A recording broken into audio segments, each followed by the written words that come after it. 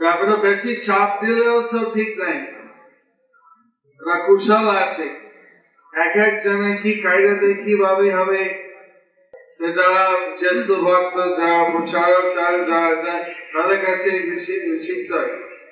তো অনেক সময় স্বামী ভক্ত হয়ে গেল, এমন চাপ দিল স্ত্রীর কাছে, তুমি সবকিছু এখনই করো, তারপরে সে স্ত্রী রেগে গিয়ে কিছু করো,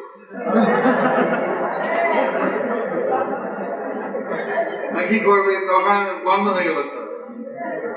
এমন ভাবে বুঝাতে হবে, আস্তে আস্তে আস্তে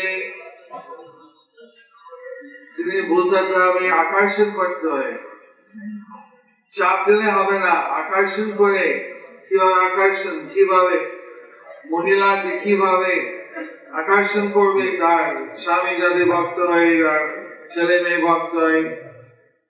আমাদের দেখলাম গুরুকুলে সব শিষ্যরা বসে, ঠিক আছে সব আমরা আধা ঘন্টা হরিনাম করবো, ছোট শিষ্য ঠিক মতন জাপ করবে না, গুণা হয় না, এমনি খেলা মতন জাপ করে, শেষে সবাইকে একটু সন্দেশ দেওয়া হবে, ওরা হরিনাম করছে কিন্তু নজর আছে সন্দেশ।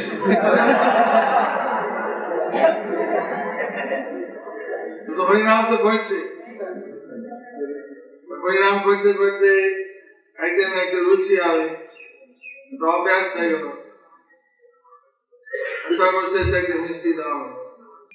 এগুলো শিখতে হয় কিভাবে, বেশি কিছু না করলেও হবে না, বেশি চাপ দিলেও ভালো হতে পারে না, মাঝখানে খুঁজতে হবে কিভাবে মানুষকে আকর্ষণ করা যায়।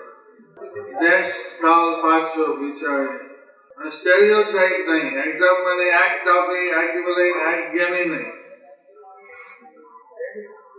এক প্রকারে নাই, এক একজন এক একটা কায়দা করে দেখতে হয়।